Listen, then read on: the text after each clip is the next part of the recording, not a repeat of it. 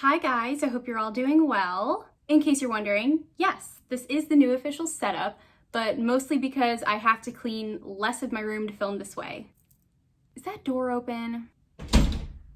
Okay, now that that's all squared away, I'm gonna be doing another buy or bust. We're like significantly into September now. I couldn't do an August buy or bust now. I feel like I kind of skipped it. I don't wanna fully skip over it though. I do want to mention some things that were put out in August. I just kind of didn't get to them on my channel, but you know what? We're doing it now. Let's get this show on the road. Is that my thing I say? Do I say that a lot?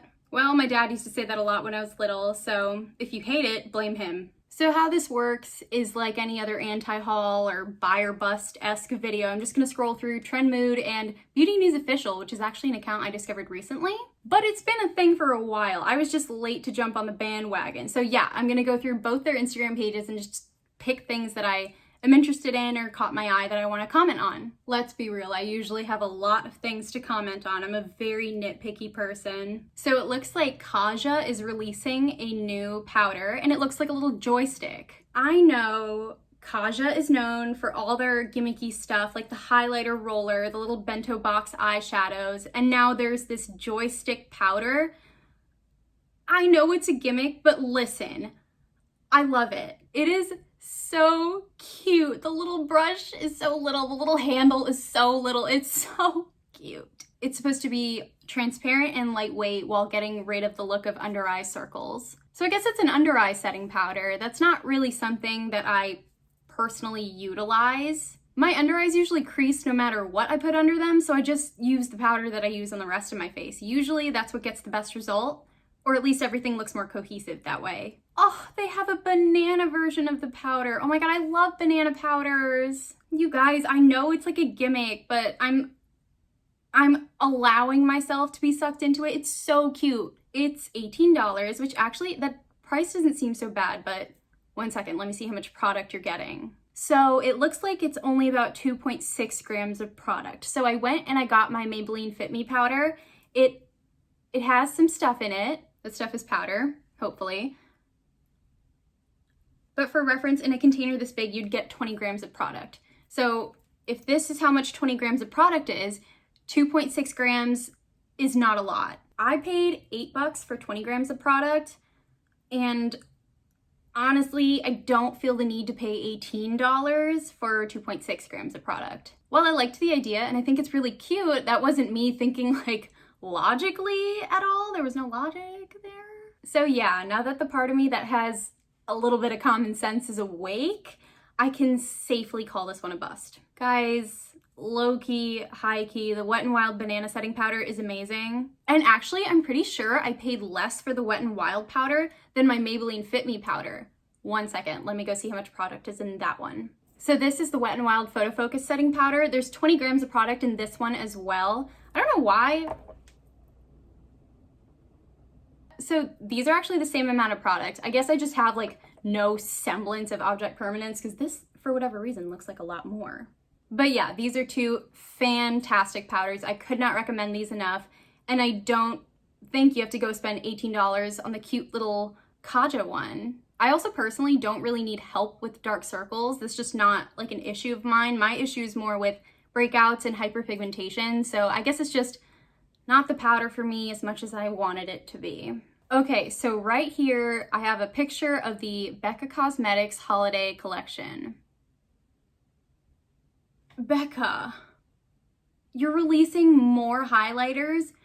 You're releasing more highlighters? Listen, my question is, why are you doing this? It doesn't even make sense at this point. I don't want to see any more highlighters from Becca. At this point, their entire brand is highlighters. I actually made a video about Becca maybe a couple of weeks ago. You guys should watch it if you want to. But I basically spoke about the things that Becca is doing to kind of self-sabotage. I feel like one of the things they're doing to make themselves less relevant is just releasing all these things that nobody's interested in right now. When I say nobody, I don't mean like nobody. Obviously, people still use powder highlighters. They love powder highlighters. I have like a mini Becca Opal highlighter.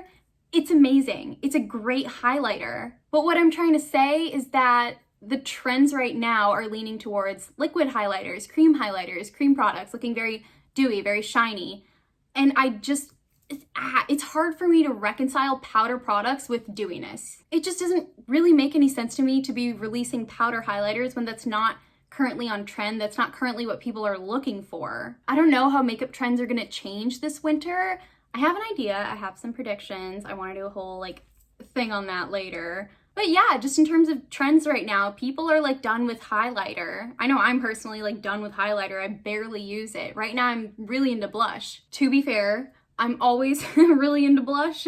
I personally am a firm believer that you can never wear too much blush. You just have to blend it out correctly, you have to place it correctly.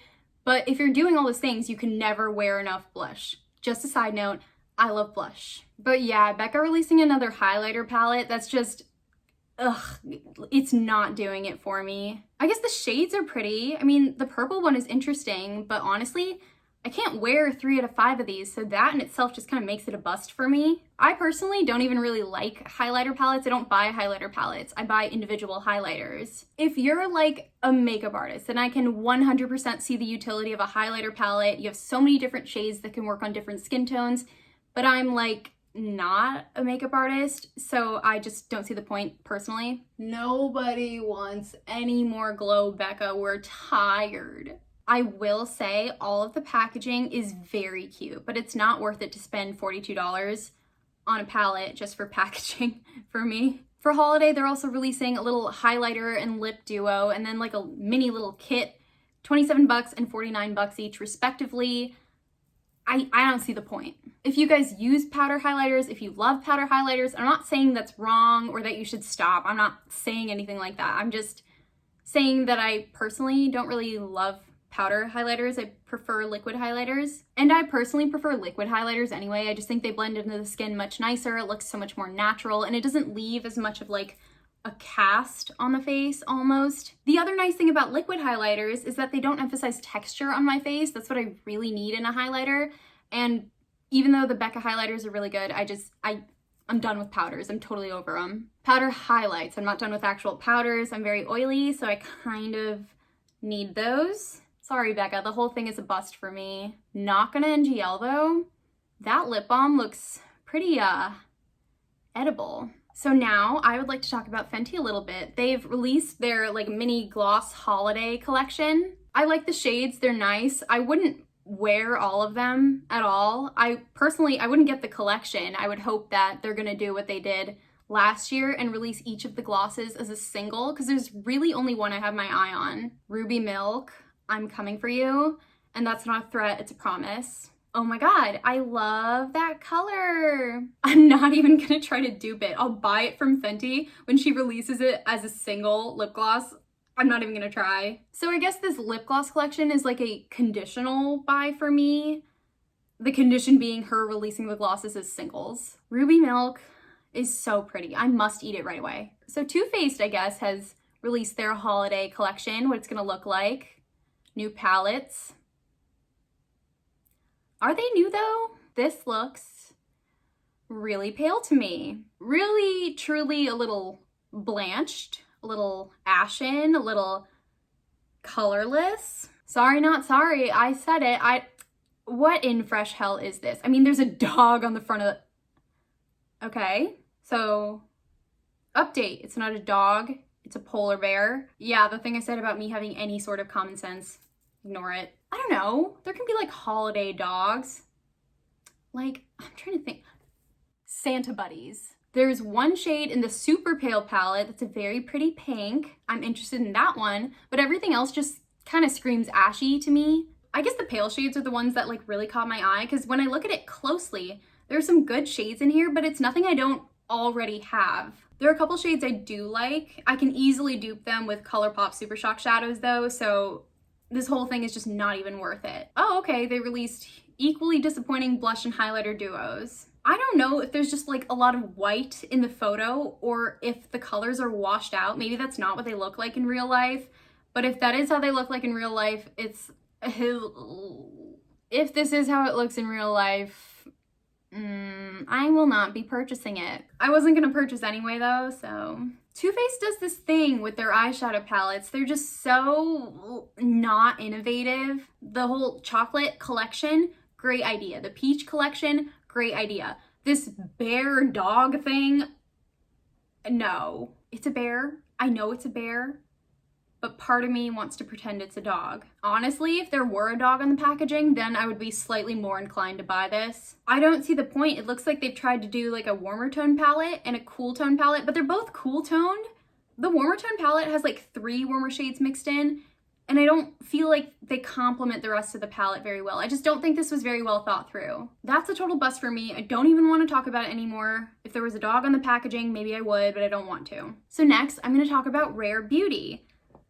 Listen, I was very skeptical when I first heard about Rare Beauty. I, like a fool, thought this would be something like Florence by Mills or House Labs or something like that. And it's not. And Selena, I'm so sorry. I have a crush on the entire brand. I have a crush on Rare Beauty, specifically the liquid blushes. I have such a huge crush on that item. I just think that the blush tones she picked are so sophisticated and elegant, and they all look gorgeous. They all look gorgeous. I want to try it so badly, and not just because it's Selena's brand. Like, I love Selena Gomez. I do love her, but that's not why I want to try this brand. It's just very what I'm into right now. It's very aligned with what I'm into in terms of makeup right now. Just a very light, dewy, fresh look. I just think that kind of makeup looks very effortlessly beautiful. I appreciate a full beat as much as the next gal, but personally, I've just been trying to cut down on the amount of foundation I'm using, on the amount of like powders, concealers, just the amount of product. That's why I'm so interested in this brand. And if she comes out with eyeshadows like Trendmood is kind of hinting, I would be interested in those too. Obviously, I would have to see the shades that she's coming out with for eyeshadow first, but I think Selena nailed it with Rare Beauty. She nailed it with this release. I'm hoping that the eyeshadows she releases are good quality, the formula is good, maybe blendable. I would be interested if they were cream shadows, maybe liquid eyeshadows. I know those are like becoming a thing. I think the item I'm definitely most likely to buy is one of the liquid blushes. I want one so bad. I love that you have the option of a matte or a dewy formula for the liquid blushes. I think that's really smart. All things blush, I'm into. I love this release. I love everything I'm seeing. So liquid blushes, 100% a buy for me. Okay, moving on.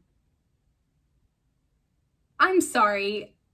What? This is literally the funniest thing I have ever seen. I'm sorry. Maybe I'm out of the loop. Maybe I'm getting old, but when was the last time Supreme was a thing? It was definitely like 2017. 2017 was the year I graduated high school, so that was a while ago. What is the point of this? It's gonna be like $100. I don't even like it. It's a pretty color, but it definitely wouldn't work for me. I'm not gonna buy it. I wouldn't suggest that other people buy it either, to be honest. But if you want to, you know what? That's 100% your prerogative. Don't let me tell you what to do. Something weird is happening.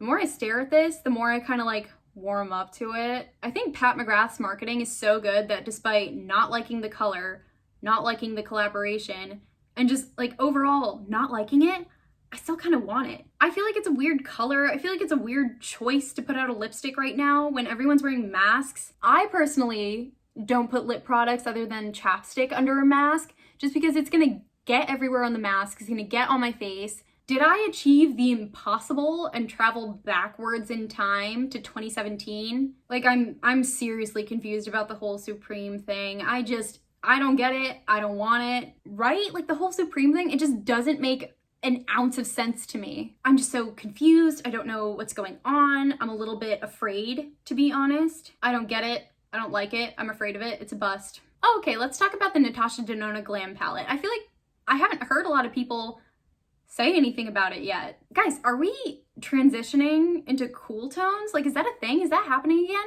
I just feel like with all these releases, we're moving towards cooler tones. That makes a lot more sense for like, I guess, the cold times. But it looks to me like we're moving away from warm tones in general. I know warm tones reigned for the longest time, but I think we're kind of like slowly going over to the cool tone area. I'm a little afraid as a person with warm tone skin who loves warm toned everything, but you know what? I should be willing to step out of my comfort zone and try new things. That being said, I'm not paying $65 to go out of my comfort zone. I just can't. I'm sorry. I'm not ready. And even if I did like cool tones, this palette is objectively, subjectively not my favorite. It does look like a glam palette, but all the shades look really similar. I can tell they're not the same shade, but they all somehow still kind of look like the same shade. I don't know if that makes any sort of sense. It made sense in my head. Okay, so moving on. Urban Decay has really released the Stone Vibes palette. Oh yeah, yay, that's exactly what I wanted. In photos, the shimmer shades look like chunky glitter. It looks like non-eye safe, like scary stuff. But in swatches, they do look pretty. But even then, with this whole collection, Urban Decay is really just like still sitting in their comfort zone, I think. That's my main criticism of Urban Decay. I don't feel like they're willing to branch out that much. Some of the shades are nice, but you'd think that for like a gemstone theme palette, there would be more gemmy jewel tone shades. The palette I like, I would consider it, but the liquid eyeshadows are just honestly disappointing. There's no bending of the comfort zone. There's no pushing of the limits. It's just more of the same from Urban Decay. I know liquid eyeshadows are also a thing that are like becoming a thing again, but I just feel like they didn't release the right shades. They could have gone with something really cool. The color Bloodstone doesn't even look bloody. The color Raw Energy is like this brownie, mauvey neutral. I just feel like there was a lot of wasted potential here, and I would have loved to see a red liquid shadow. I know there's like a pinky sort of red shade in the palette, but I really would have loved to see it in liquid form. I don't know, the range of liquid eyeshadows, it just doesn't look complete to me. For that reason, I'll be passing on the Stoned Vibes collection. Also, the name Stoned Vibes really gets to me because it doesn't sound like it's about gemstones. It sounds like it's themed around something else, maybe? So lastly, but not leastly, we have KVD Vegan Beauty's new palette. I really like it, actually. It just seems to be a lot brighter, probably because it's in white packaging as opposed to black packaging. Yeah, that would make it look brighter. But yeah, it feels like they're moving in a completely different direction, and I really like that. The packaging is pretty. It might be a little bulky for some people if you have a larger collection, if you have a specific way you like to store eyeshadow palettes, but I personally don't think I would mind it. It's vegan, it's recyclable, it can be used wet or dry. I like the palette. The shimmer shades look so pretty. I'm especially drawn to the purples and that kind of dark red at the bottom right corner. I will say that the palette doesn't have a lot of mattes. I don't think it's meant to, but I would have appreciated another kind of darker matte color. I feel like they could have replaced that really ashy gray tone with something a little deeper, a little richer, while still keeping it cool toned. I would change that shade to something like this over here that I'm virtually holding up. Let's hope Editing Sonya is able to find the exact color I'm thinking of right now. Oh, yep. Two people can play at that game. What? What are you talking about? Look, this whole you ordering me around thing isn't really working for me anymore. I don't know what you're talking about. I don't know what you want me to say. Okay, well, a thank you would be nice once in a while. Okay, thank you.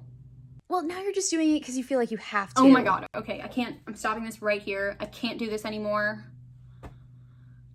My god, she's so demanding. Anyways, back to the important things we were talking about. This eyeshadow palette. I like it, honestly. It's a buy for me. I can see KVD, Vegan Beauty, Vegan whatever, Discovery, stepping away from Kat Von D. Like with this new packaging, it looks to me like they're trying to distance themselves from that whole thing, that whole kind of mess.